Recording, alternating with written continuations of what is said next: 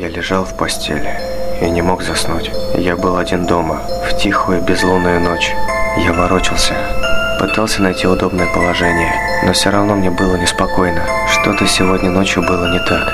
Я ворочался и ворочался, пока наконец не нашел удобное положение. Я закрыл глаза, но не почувствовал большой разницы. В комнате было и так слишком темно, чтобы увидеть хоть что-то. Я лежал тихо и неподвижно. Тело расслабилось, и разум затуманился, и я наконец был готов к необходимому мне отдыху. Вдруг тишина была нарушена. Мои глаза широко открылись, а в голову сразу полезли страшные мысли. Почти без всяких сомнений, это был звук удара кулака по стеклу. Но нет, это не может быть. А зачем кому-то будить незнакомого человека у него дома? Подумай логически. Если кто-то хочет вломиться, то зачем ему стучать в окно? Они просто разбили бы окно, вломились в дом и наделали много шума. Либо пытались бы вести себя как можно тише. Зачем стучать? Монстров не существует. Я немного успокоил себя и мог бы просто посмотреть в окно, но я отвернулся в другую сторону. Я слишком напуган, чтобы повернуть голову, боясь увидеть свой самый большой страх за окном. И все же, что это может быть? Может быть, пара птиц ударились мне в окно? Это слишком неправдоподобно. Может, это какие-нибудь детишки гуляют ночью и стучат в окна, чтобы повеселиться? Это возможно. Давай еще подумаем. Может, это все мое воображение? Может быть, я услышал обычный скрип в доме, и моя паранойя превратила его в стук?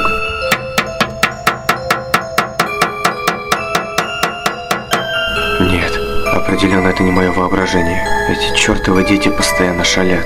Они не сдадутся, пока не получат какой-то реакции. А может быть, какой-нибудь ужасный урод стоит на улице, который только и ждет, когда я выйду, чтобы напасть на меня. Не будь параноиком. Кроме того, он снаружи, а я внутри. Пока я не услышу треск стекла, я знаю, что я в безопасности. Монстров не существует. К тому же, я еще не совсем сюда переехал. Может быть, эти дети поймут, что я крепко сплю, и оставят меня в покое. Нет, это не могут быть дети. Ни один ребенок не будет так долго ждать, только ради того, чтобы разозлить кого-то. Им бы просто стало скучно, и они двинулись бы дальше. Но что это тогда? Почему серийный убийца из всех людей на свете выбрал именно меня? Подумай логически. Монстров не существует. Не будь параноиком. Они снаружи, я внутри. Пока я не услышу треск стекла, я в безопасности. Но если это не монстр и не убийца, тогда кто? Просто притворись, что крепко спишь, и может быть он уйдет. О боже, я не могу не думать об этом стуке. Я ненавижу этот непрекращающийся стук. Пожалуйста, уходи. Оставь меня в покое. Я теряю надежду. Кто бы это ни был, он собирается зайти внутрь и сделать со мной что-нибудь ужасное. Выдохни.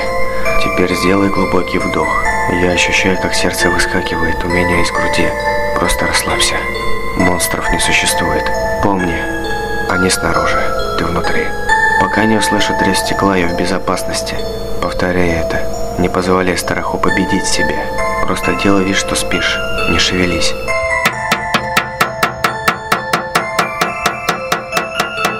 Помни, они снаружи, ты внутри. Пока я не услышу треск стекла, я в безопасности. Монстров не существует. Просто делай вид, что спишь. И молись, чтобы это закончилось. Пока не услышу треск стекла, я в безопасности. Слезы начинают стекать по моему лицу. Монстров не существует. Монстров не существует. Они снаружи, я внутри. Пока я не услышу треск стекла, я в безопасности. Я больше не могу это выносить. Я сойду с ума, слушая этот стук. В конце концов, если я посмотрю, кто там, я успокоюсь, сделаю глубокий вдох и повторяю себе еще раз. Они снаружи, я внутри. Пока я не услышу треск стекла, я в безопасности. Я делаю еще несколько вдохов.